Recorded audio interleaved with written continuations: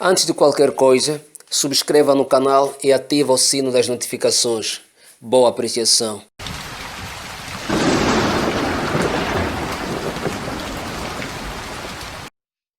Mestre, na verdade, eu tive a ideia de convidá-lo para essa conversa, também tentando explorar mais os meios que temos disponível para começar a propagar alguma mensagem de consciência através da internet. E eu tenho Certo. visto que o mundo todo, principalmente a observação que eu tenho tido aqui no meu país, quando entramos em estado de emergência, porque nós já saímos do estado de isolamento social aqui, estamos agora em estado de calamidade, e Uhum. quando entramos nesse estado de isolamento, o pessoal não sabia o que fazer, as pessoas só sabiam ver filmes e mais nada, né? Sim, Ver filme e tudo mais. Ou seja, as pessoas sim, reclamam do trabalho, mas ao mesmo tempo parece que não sabem viver sem ele. Sem sim, ele. Fomos perdendo a capacidade de ser um pouco mais criativo até no nosso modo de viver. E isso fez com que eu começasse a explorar até já muito tarde essa possibilidade de estar em contato, de não precisar ir até ao encontro do mestre. Entretanto, deixa-me fazer uma introdução. Esse vídeo, se correr tudo bem, a gravação tiver alguma qualidade, vamos postar no nosso canal do YouTube e vai ser talvez um dos vídeos de reabertura, porque o canal está encerrado há algum tempo. Eu estou a sim. falar com o mestre Cadeira, a quem o outro mestre me ensinou a chamá-lo de príncipe, por mexer com os ritmos do coração, né? E quando falo outro mestre, falo do nosso amigo Goloka Jahara, que o trata como príncipe, né? E agradecer desde já todo o apoio que tem nos dado, isso tocando naquela questão do encontro que tivemos lá em Guarulhos. Tiveste que Sim. mudar um pouquinho a tua rota para nos atender. Foi um ato que até hoje nós sentimos e agradecemos profundamente, mestre Cadeira. E tenho também acompanhado que continuas no teu trabalho na expansão da luz.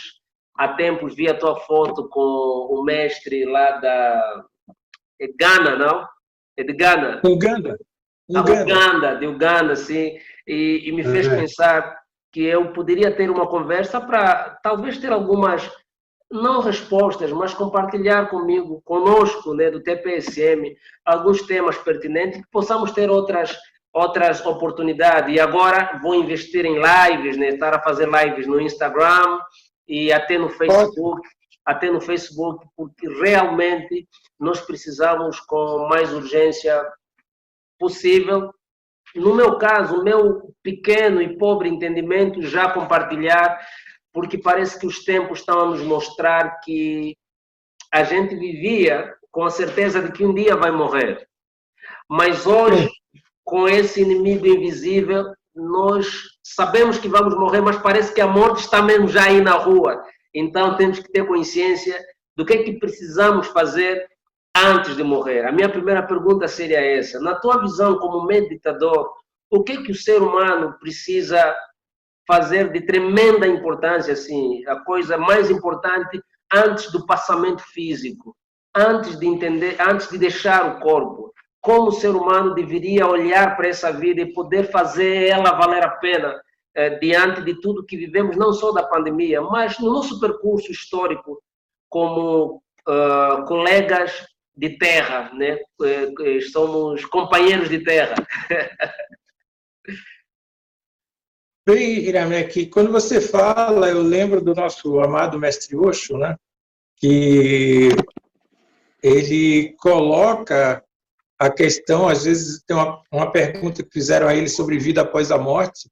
Ele falou, né, com seu bom humor de sempre, mas de uma forma muito firme e verdadeira, que a questão não era a vida após a morte, mas sim se existe vida, se a pessoa está vivendo aqui agora, se ela está realmente vivendo intensamente.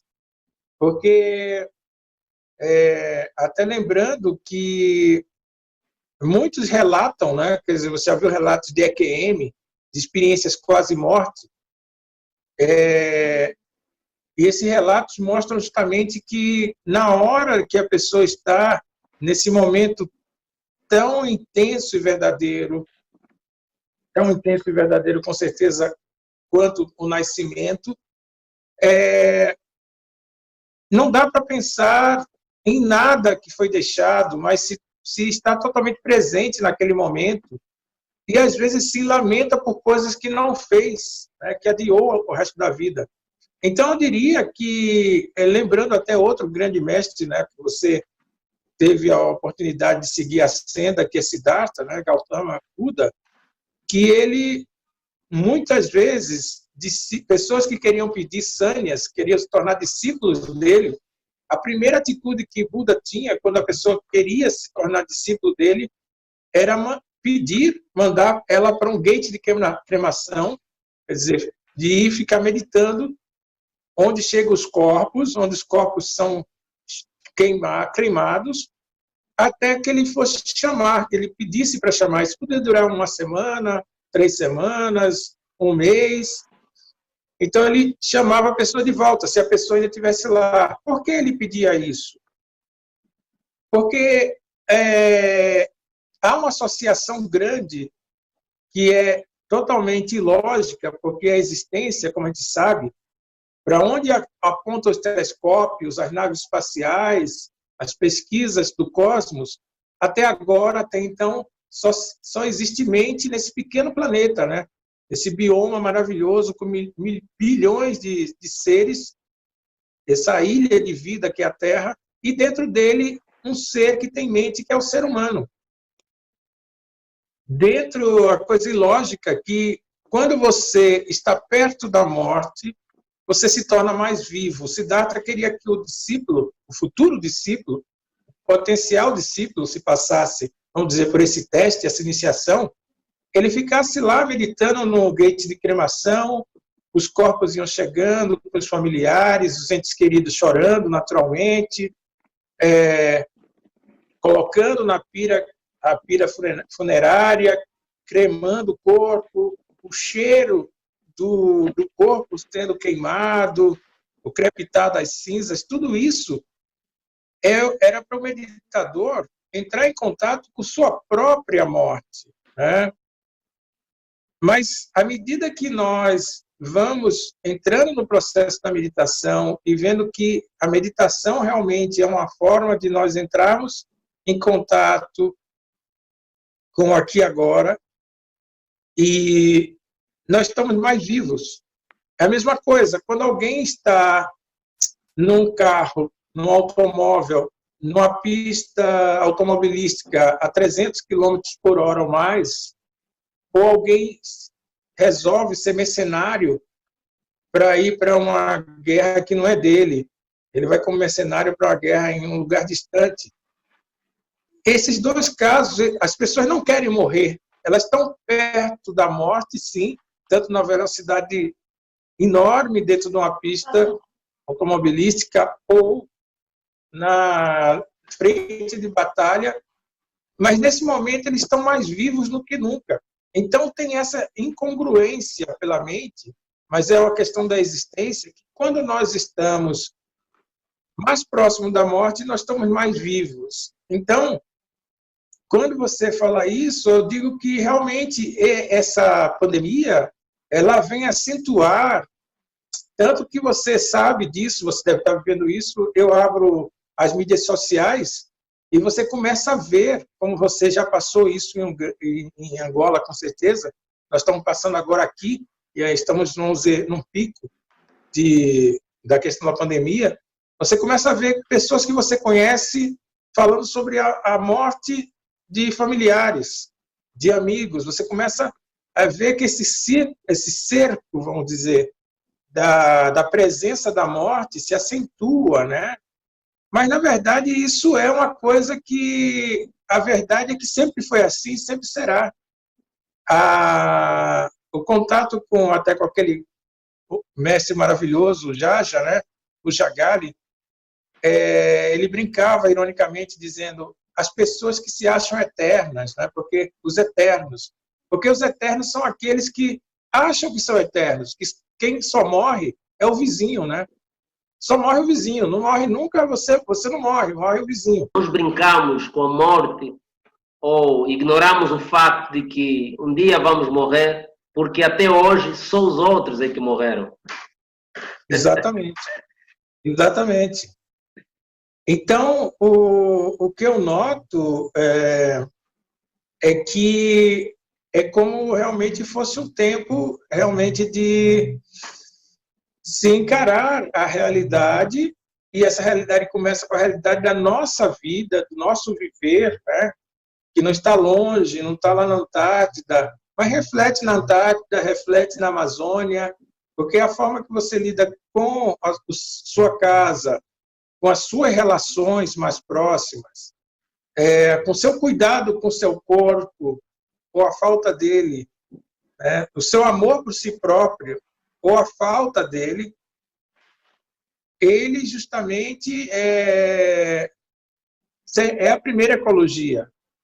Eu sinto que muitas pessoas que estão muito, até falando sobre a Antártida e a Amazônia, tem um grupo de pessoas que estão muito interessadas e realmente preocupadas e até atuantes sobre ecologia, mas muitas vezes elas não estão vivendo essa ecologia, se incluindo nela, né? Porque uma grande ilusão é achar que nós não somos parte da natureza. Nós somos a natureza e não existe duas naturezas como se acha que tem muita gente pela ego, pela mente. Uma natureza externa e uma natureza interna. Não, a natureza é uma só. E nós somos natureza. Muito bem. Na verdade, nós temos tenho tentado perceber isso, observando a mim mesmo, e que muitas vezes, quando tratamos da natureza, se for a nosso favor, eu me incluo. Mas se for algo que não é conveniente, eu me excluo. O que é que eu tenho observado? As pessoas querem mudar o mundo. E eu também já tive esse desejo de mudar o mundo, mas hoje provavelmente a minha percepção vai se abrindo, ou vai ficando mais doentia, ou vai ficando mais afinada. Eu entendo que mudar o mundo, além de dar muito trabalho, é talvez o maior ego trip, a maior viagem do meu ego para se sentir a fazer alguma coisa em prol do mundo. Mas sabemos que as guerras, por exemplo, só vão cessar, na minha opinião, se pessoas doentes saírem do poder. São pessoas doentes a comandarem os países, as terras e tudo mais. Há 50 anos, um mestre indiano, por sinal Osho, ele falou que se de lá, em 1970, ele dizia numa palestra, daqui a 50 anos, se a humanidade não conseguir produzir, ele utilizava um número exemplar, 10 mil Budas pelo menos, o planeta vai começar a caminhar numa velocidade muito significante para a sua própria decadência. E o que Sim. nós vimos hoje provavelmente não foge muito desse vaticínio, né? Dessa profecia, se assim podemos dizer. Sim. E olhamos e posso observar que todas as ações devastadoras estão todas, na sua maioria, ligadas ao medo da morte. É o poderoso querendo ser mais poderoso e querendo sempre driblar a morte. O que o mestre tem a nos dizer sobre essa questão do medo da morte? O medo de morrer. Que consequência trouxe ou ainda trará o ser humano enquanto ainda continuamos a ter medo desse desconhecido, que para nós ainda é o desconhecido? Bem, eu vejo o seguinte, que a questão básica, Iramé, que a gente aprende, até o Osho nos ensinou muito sobre isso, de forma vivencial até, quer dizer, a vida dele e a forma que ele viveu e até desencarnou, mostra muito sobre isso. Em sânscrito, essa língua antiga, mãe, medo se chama moha. Moha, M-O-H-A. Moha significa medo, dúvida e delírio. Então, na forma que essa língua antiga e sábia vê, medo, dúvida e delírio, basta uma palavra só para descrevê-la em sânscrito, porque quando você está em medo, está em dúvida, está em delírio, você está paralisado. Mas a questão do medo, especificamente, à luz da meditação, primeiro, o medo em si, ele existe e é natural, e muitas pessoas perdem a encarnação por um motivo contrário, por não assumir que tem medo.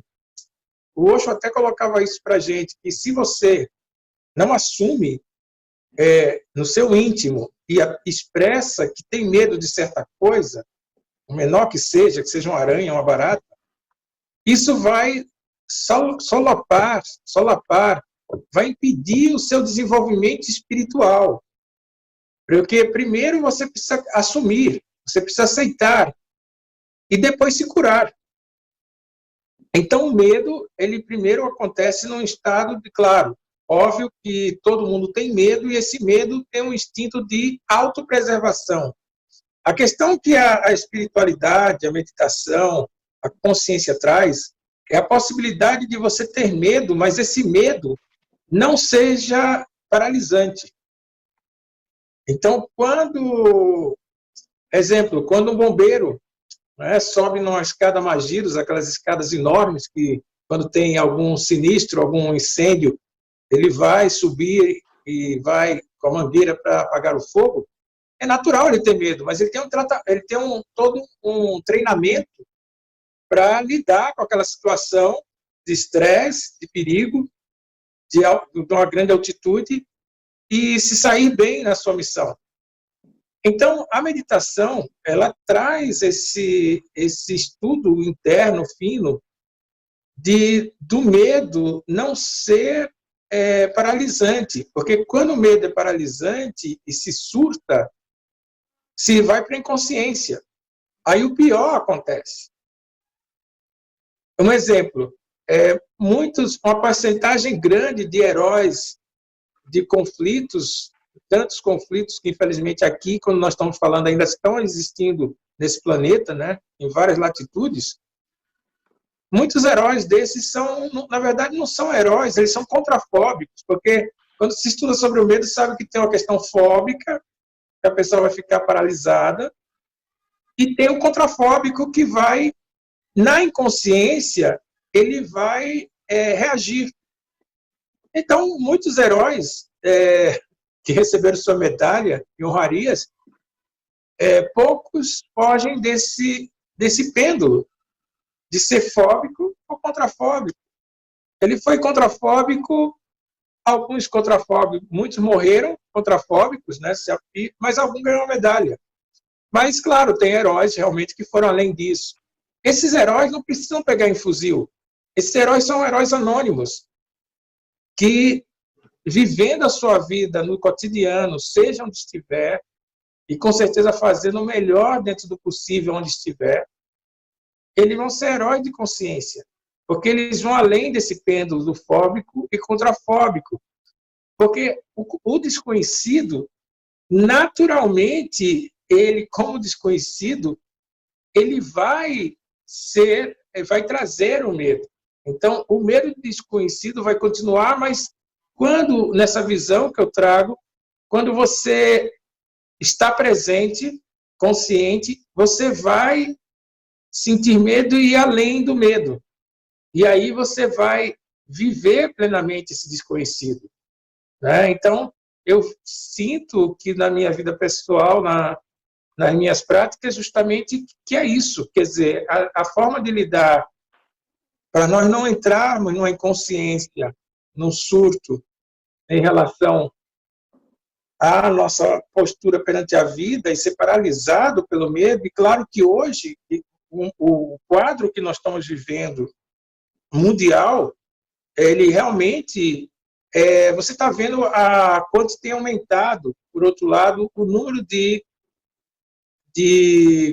correntes de oração, meditação, chamadas online para grupos, tal. Então, essa vibração positiva, isso é bom, mas tudo que aparece lembra que nós estávamos, de forma geral, muito longe disso, a maioria das pessoas.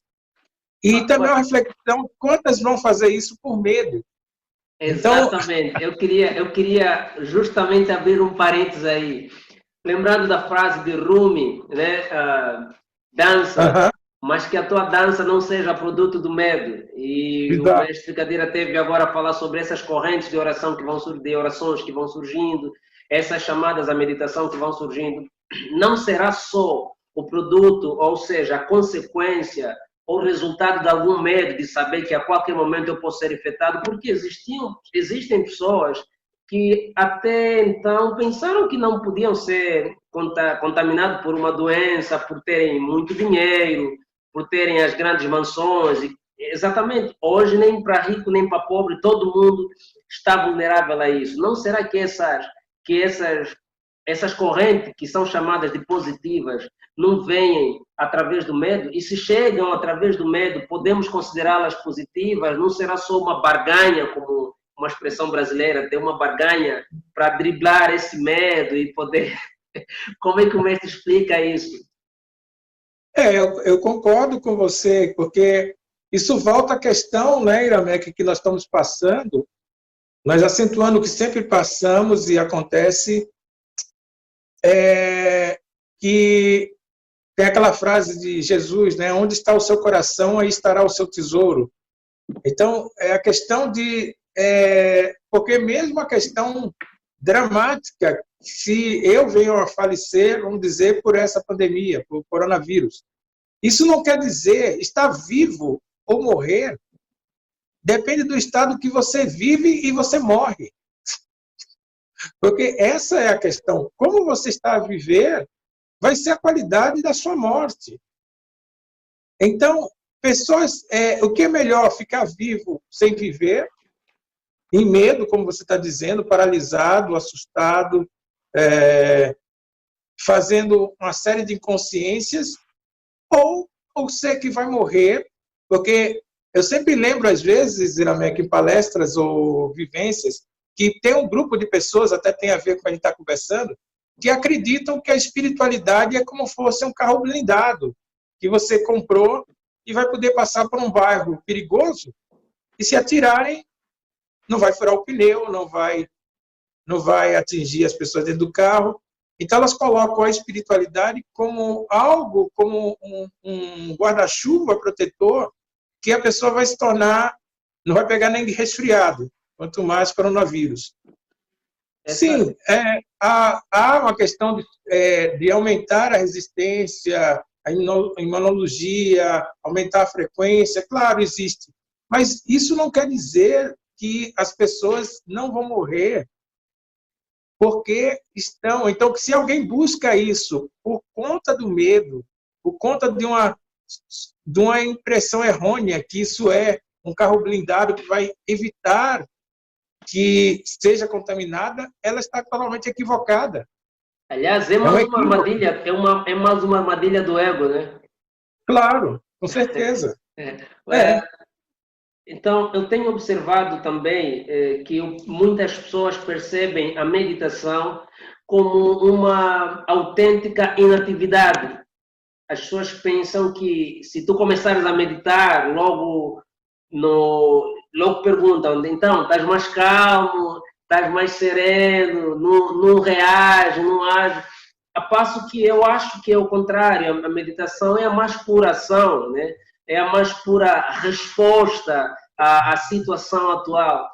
Como é uma rebeldia, né? Eu amo essa palavra. Eu realmente amo essa palavra, embora ela tenha sido muito, muito criminalizada, né? O rebelde. Sim. Sim. Então, e depois, conhecendo métodos, práticas de meditação e tentando entender que a meditação é justamente uma forma natural de se viver com autenticidade, com verdade, com... O mais doloroso na meditação, na minha opinião, tem sido a sinceridade, olhar para mim, olhar para si e perguntar para mim, essa ação tem verdade nela? Essa ação é autêntica? A pergunta que eu faço, ela é sincera? Ou é só para parecer que eu sou um pouco inteligente? Ou é para parecer que eu sou um pouco ingênuo? Porque o meu ego, ele fica feliz quando é elogiado, fica triste quando é criticado, mas se a crítica aumentar, me acostumo com a crítica e fico feliz quando me criticam, porque assim o meu nome está em evidência. É um jogo muito complicado. Então, o mestre conseguiria nos explicar em linguagem simples, como se fosse para uma criança, o que é meditação, além das explicações que já recebemos do Senhor, que é privilegiar o sentir.